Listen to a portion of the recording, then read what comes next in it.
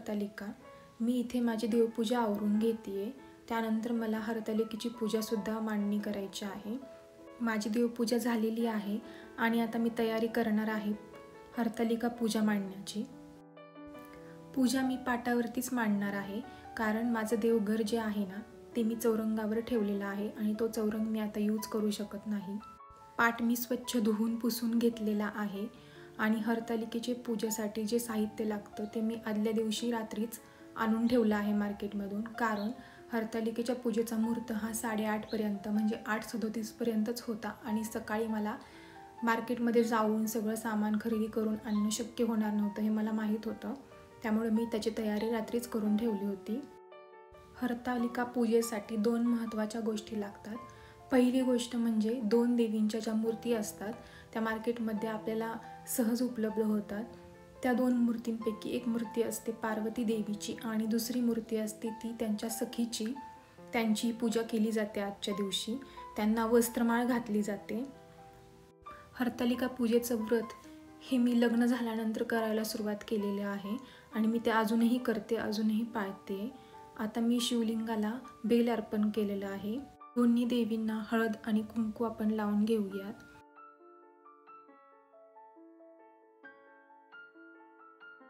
मला दिवा लावायचा आहे, त्यासाठी मी थोडंसं तांदूळ ठेवते आणि त्याच्यावर मी दिवा ठेवणार आहे। इथे मी माझ्याकडे छोटी समई होती त्याचा मी वापर केलेला आहे।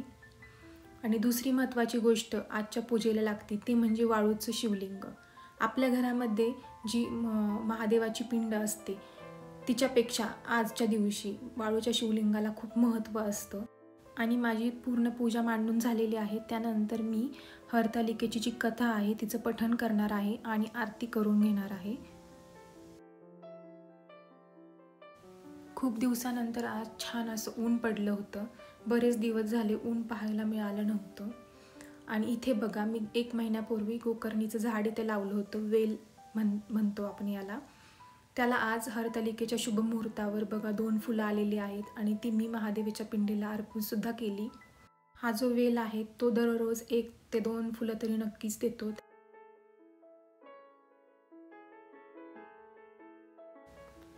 सकाळचा चहा माझा झालेला आहे आणि बाकीची घरातली कामं सुद्धा मी साईड बाय साईड आवरून घेतलेली आहेत आणि आता मला जेवण बनवायचं आहे।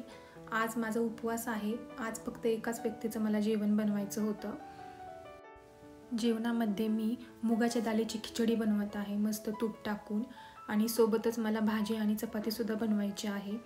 आज हरतालिका असल्यामुळे सकाळ आणि संध्याकाळ दोन्ही टाईम उपवास असतो आणि या दिवशी फलाहार करायचा असतो किंवा निरंकार सुद्धा निर्जल सुद्धा तुम्ही उपवास हा करू शकतो, जसं आपल्याला जमेल तसं।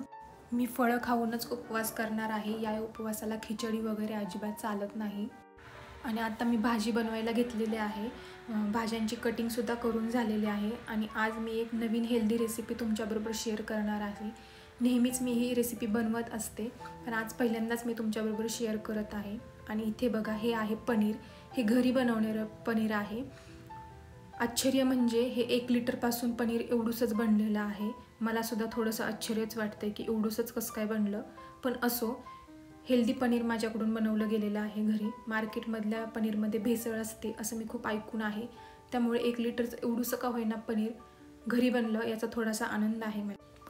आणि आता मी टोमॅटो, हिरवी मिरची आणि कांदा तुपामध्ये चांगला परतून घेत आहे। आणि आता रोजच्या जेवणामध्ये सलाडसुद्धा मी प्रेफर करते।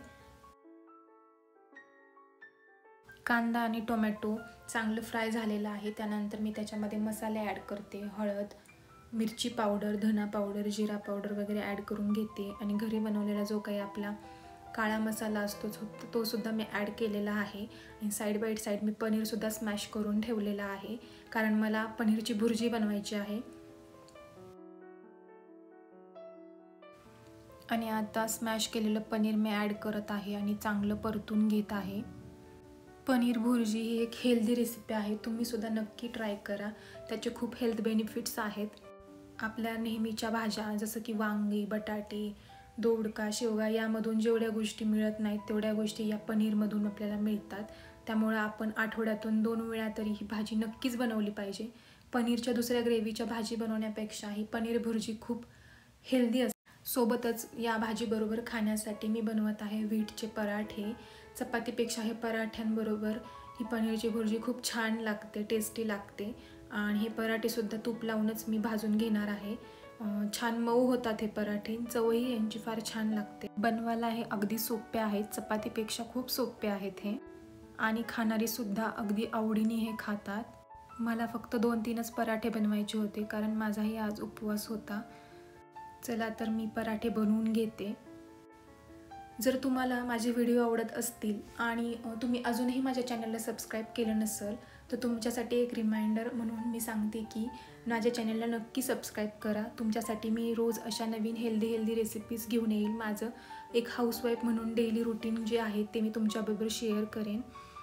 आणि माझं इथं स्वयंपाक बनवून झालेला आहे आणि मी गरमागरमच तो सर्व करणार आहे कारण गरम गरम जेवण जेवायलाच मजा येते. आणि बघा इथे पनीर भुर्जी किती टेम्पटिंग दिसत आहे. मला तर खाण्याची खूप इच्छा होती आहे पण मी खाऊ शकत नाही आहे उपवास असल्यामुळे. तर आता गणपती बाप्पाचं डेकोरेशन बघूयात. हे आहेत माझे गणपती बाप्पा आणि यांचं डेकोरेशन मी माझ्या भावाने रात्री 2 ते 2:30 जागून बनवलेलं आहे. तुम्हाला कसं वाटलं बाप्पाचं डेकोरेशन आणि माझे बाप्पा मला कमेंट करून नक्की कळवा.